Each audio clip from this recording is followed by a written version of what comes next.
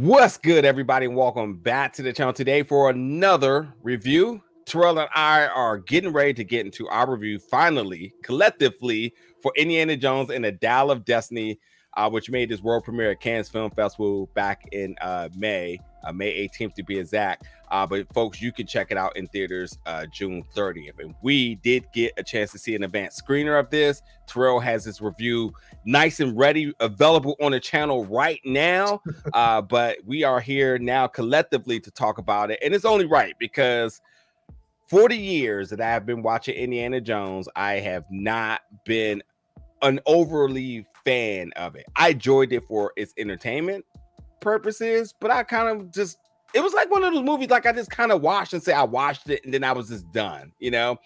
Right. But apparently there are some very diehard fans that exist. Wow, shocker. I didn't know. That really do look at these films and like have a lot to say. And I get it. I get what studio is coming from here, Lucasfilm. So like, you know, it ain't just a Star Wars cult behind that. It just seems that anything George Lucas folks are like on it hard, you know? Rest in peace to Willow. But I think that I've always just watched these films for entertainment, and they've always been consistently the same film. And I'm not mad at that at all, because I think anytime a film or anything knows what it is and sticks with it, along with the success with it, then why change? So like, I found it baffling that folks were so critical when it came down to these films. And I go back to Kingdom of the Crystal Skull, and I didn't realize how many people hated it. And I was like, huh, interesting. I own it. I enjoy it. Okay. And folks, oh, it's bad. I would never watch that. This franchise done. Da. So I'm like, should I not come into this film and just be ready to just have fun? And in fact, I did have fun. The film from beginning to end is a lot of fun. Harrison Ford, even when he's de-aged, which I thought looked pretty decent, to be honest. They got a lot of footage of him over the years, so probably wasn't hard for them to do something with it, you know. But from beginning to the end, a lot of fun. And full transparency, looking through it with the critic goggles, I thought the film was very solid, but the third act really heightened the film and took the film to the next level. That overall, I say like this was a good film. And whether this is going to be the last film, because there had been a lot of news that this was going to be the last film with Harrison Ford. Then it was like, well, this is going to be the last Indiana Jones films, period. The ending of this film had a little bit something different to say. And I think there's a little bit of like foreshadowing that there could be another. And it's Disney, folks. If it prints cash, never say never. Plus, I would love for Lucasfilms to also do stuff outside of Star Wars. So I'm also kind of, you know, but nonetheless, Indiana Jones, I had a good time with it. It was fun. I'm not going to sit here and say it was the best movie. I think it will easily be overshadowed by the other powerhouse movies that have come out in this small little release window. And then right behind this film is some other juggernauts being released. So I think it will be overlooked. But if you do take the time to go see it, you will have fun. You won't be disappointed from beginning to the end. There's going to be some laughs. There's going to be it's an adventure. It's a total adventure. Terrell, last thing I'm going to say is, if you've seen these Indiana Jones films, then this one follows the same recipe as all the other ones, and we will talk about it. But if you've never seen one, this film absolutely reeks the identity of national treasure. Another film franchise plus series that is just fun, not to be taken serious. A lot of things that are just unpredictable, a lot of things that are just overly extending one's belief, but you just have fun with it. You know what I mean? And I think like if you enjoyed that, this cat and mouse game of going after some treasure and the good guys win, the bad guys always for what I'll leave that comment for when I get to come back. But like, it's all the same, folks. So fear not. If you like the previous ones, hello, one more to go. And if you've seen National Treasure and you like those, hello, welcome to another movie that does the same thing. So there's that. Indiana Jones and the Dial of Destiny. What about you, Terrell? What's your thoughts, man? I haven't seen your review because I wanted to wait so we could talk about it. So what were your thoughts? so as I was saying, like I'm also have not been like a out of Harrison Ford's movies, you know, Indiana Jones, I feel like is the bottom of the list. Like I like The Fugitive more than I like his characters, and you know, Indiana Jones, you know. But I've seen Raiders of the Lost Ark, I've seen Crystal Skull, and now I've seen this. I did not seen the other two. I haven't seen Last Crusade or the other, so I haven't really been like a big Indiana Jones fan. Who is the world's biggest Indiana Jones fan is Harrison Ford. Like he will turn down any role to play Indiana Jones again. He you know, everybody knows famously that he hates Han Solo. You know, that his entire disdain for that franchise. But you know, but seeing them come back one more time. I went to the theater to see Crystal Skull, and I felt the same way as you did, right? Like I didn't. Because I didn't have that love for the other three, I don't think that I really cared, because like it seemed like it was following the same recipe as the other movies. There was like a MacGuffin that had to be found. It did something. It did something that normally would not be explained by science. And literally, that's all three movies. So I mean, the Tomb Raider, you know, Uncharted, like you said, National Treasure. The biggest difference between National Treasure and this is that National Treasure is grounded in reality. There isn't like a casket that opens up with souls, you know, and dead people and that, you know, stuff like that. So, but no, I thought going into this, like I went in, you know, with a clear head, knowing like, you know, it's Indiana Jones. My biggest thing was that, you know, Harrison Ford is like 80 years old. Yeah. And you know, he's jumping on horses, he's jumping from car to car. I was like, if you can suspend your disbelief on that, I think you're gonna have a really good time with Grandpa Indy. Godfather Indy. But as we get through this, but I think the adventure was still fun. Finding out what the theme of the title is, finding out what it actually does. Yep. Like you said, the third arc was really, really strong. It was fun, had a good time. The action was almost nonstop throughout the movie. I don't really think like throughout this 2 hours and 20, like there was like a really slow moment, surprisingly, like, you know, because there was always something happening. But just seeing, like you said, if this is the last movie, how it addresses a lot of the stuff and just kind of closes the door on that franchise. And hopefully, you know, Disney, like you said, likes to print money. Maybe we'll get something else, or this gets rebooted or something in the future. Kind of have to. I mean, it can't be Indiana Jones anymore.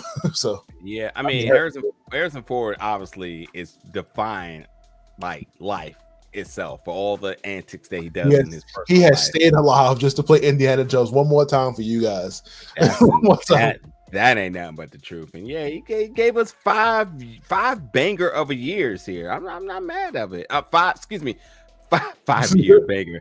5 films over the years. You know, I'm not mad at it at all, you know, and I just think that you know, it's just really hard to look at this film and just want to just be negative for no apparent reason, because these films have always traditionally been the same thing. Right. Entertaining, fun. I think people, especially with the last one, they feel like it betrayed exactly what the franchise was.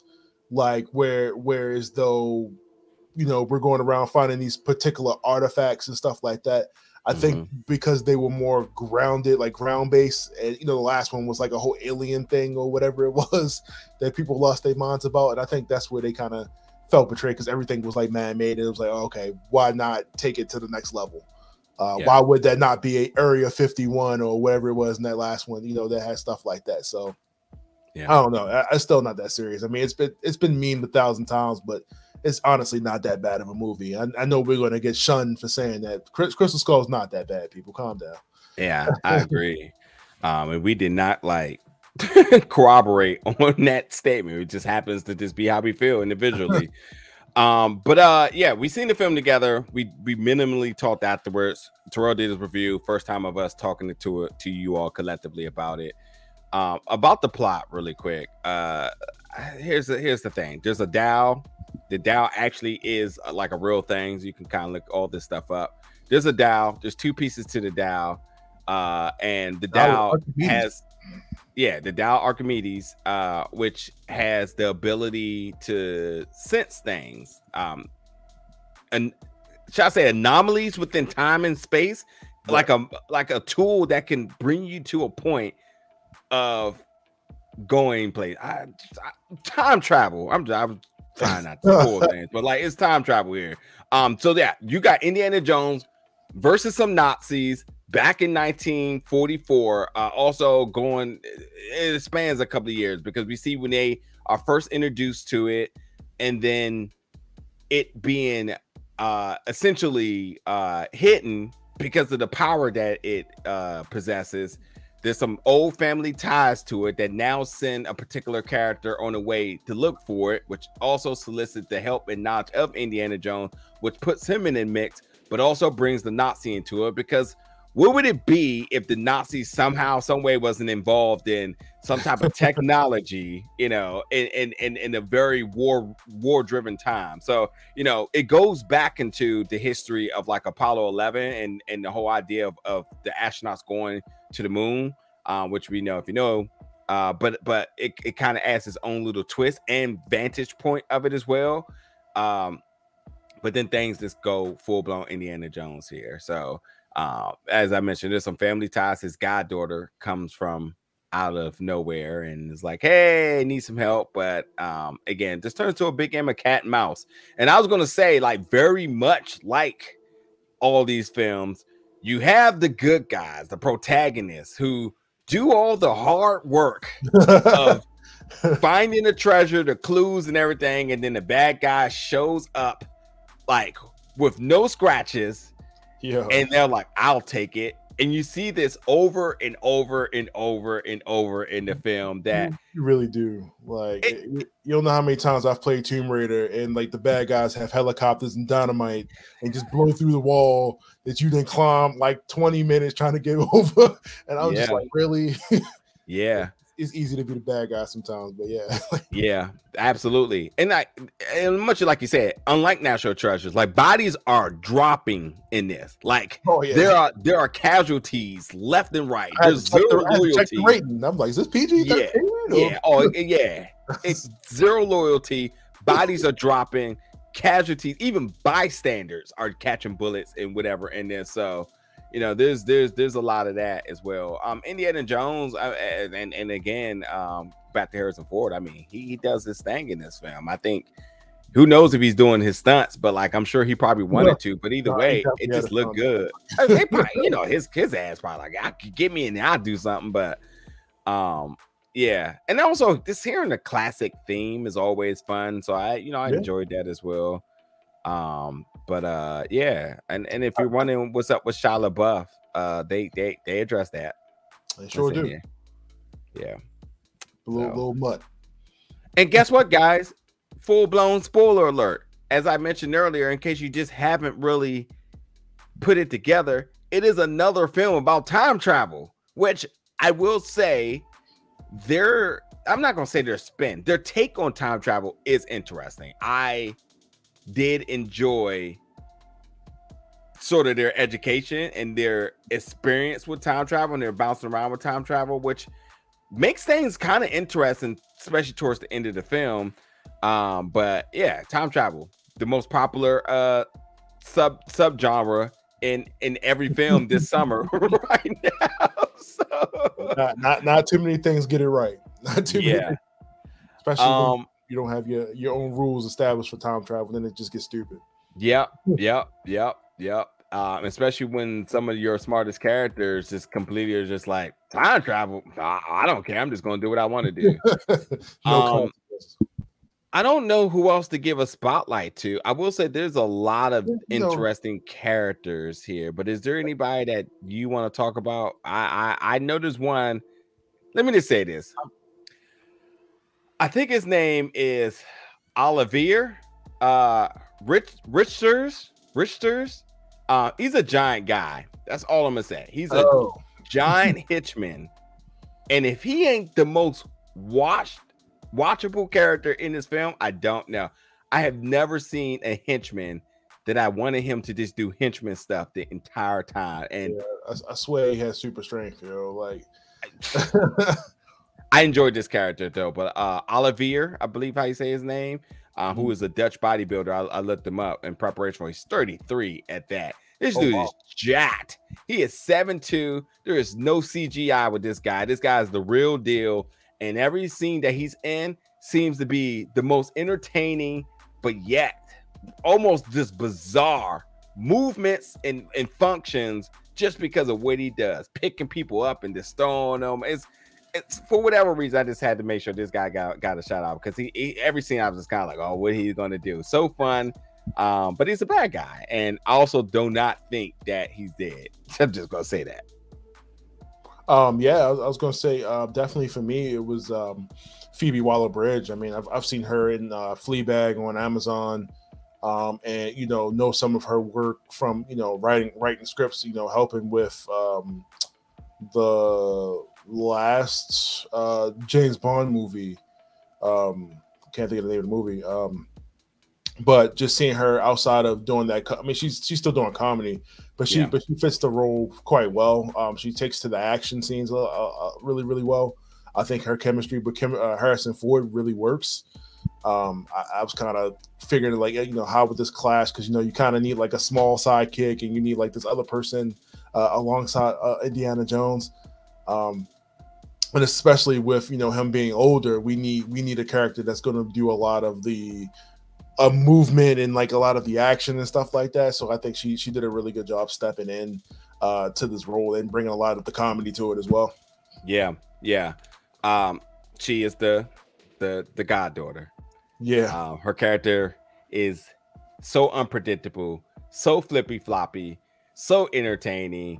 Definitely must watch, because you just don't know what to expect with her. Her heart, her mind, her morals, all the conflict with this character. As I said earlier, there's zero loyalty in this, and she is absolutely a product of it. And it's no honor amongst thieves. Yeah, say that again. So, but I don't want to drag this review out. I think that this film, whether you watch it in theaters, whether you wait till it hits Disney Plus, Indiana Jones and the Dial of Destiny was a solid film. Definitely a good popcorn flick. If this is the fifth and last film for Harrison Ford and Indiana Jones, I do not think it's a solid ending, but I do think it is sort of a moment that folks will look back and say that was bittersweet. I hope we get more, because it did leave opportunity for them to do more. There's a certain gesture that is made at the end. The end was so fun. The end also leaves just more storytelling in general because of some of the things that kind of happen. But if it was not to go anymore, and it was truly going to hang up his hat with Harrison Ford, then I think we can reflect back for 5 movies. You can even say I think there was like a series that happened that I'd never seen, but I think we're going to say like Harrison definitely is this character through in and throughout, and he gave it his all every single time. And you're going to look back, and I think there's a level of appreciation for the work and the character, and this being a household name, because can't just take it for granted, man. There's a lot of movies that never got off the ground, and here we are years later still talking about it. Many different generations have laid eyes on this film and this character, and I think that even with this one, there's something to just appreciate and just have like a moment of just celebration of like, you know what, this was a dope ride. Yeah, I think with the level of people involved in this, I think it was a lot of expectation, especially with it being directed by James Mangold, who did Logan and the Wolverine, a couple other movies. Like he, that's a big. It's not Ford versus Ferrari, right? Yeah. So it was a lot coming into that. I thought he did a really, really good job with the tools, and the toolbox that he had. Toy box that he had, so he was able to really bring a really good story. And I mean, Nazis getting punched out and shot at, I mean, you can't go wrong with that. But like I said, it was fun. It was funny. It was fun. Believing that Harrison Ford can still move the way he does. That's half the. So yeah, I'm happy we got this one more time. Yeah. Last comment, and we're done. If Harrison Ford did not do his stunts, whoever was his stunt person is fantastic, because old man Indiana Jones and how you have to function and your motors have to function like an old man, whoever it was when they were just showing the back of his head was nailing it. And if it was Harrison out there, thank you, sir. Thank you very much for all of the work you've done over the years. He's still alive, folks, just in case you don't know. But for this character, thank you. It's been a good one. So, we'll see. We will see. I liked it. Yeah, I did too. I hate to say it, people. I liked it. Yeah, I did too. Just make time to try to see it because there's a lot of movies coming out left and right. A lot of movies out now, a lot of movies coming up. So make some time to give Harrison Ford some of that good old green dollars you got. And who don't want to see Nazis get killed? By the way, I said this to Terrell after the theater, so y'all can know the level of talk that we had. This is the last thing I said. I said, dude, Nazis are truly, truly the root of evil because one, no matter what type of story you tell, they're always the bad guy, as they should. I've never seen anything that they made Nazis look good. Nazi movie, even a movie when you don't actually know if it is a Nazi, you're like, that's a pretty bad person, and then they end up becoming a Nazi. I said it's so crazy that Nazis have been across the board bad, as they should. Just want to make sure y'all understand that. But there's shows and movies that the devil are actually the good guy. Wow, so it is universally understood that Nazis are the scum, the worst of the worst, and who don't want to sign up to see them get thrashed? Here you go. Folks, go check out Indiana Jones and the Dial of Destiny in theaters June 30th. If you've seen it early, get in the comments right now. Let us know your thoughts. And if not, let us know when you do come back. Get in the comments. Let us know then. Talk about it then. Full-blown spoilers because a lot of folks have already seen it now. So just talk about it. We didn't want to give you spoilers. We just want to get you prepared on what you're going to see. Terrell review is up on the channel now. And until then, folks, we'll see y'all back for more reviews and content right here at Big O Belt Media very soon. I like Crystal Skull.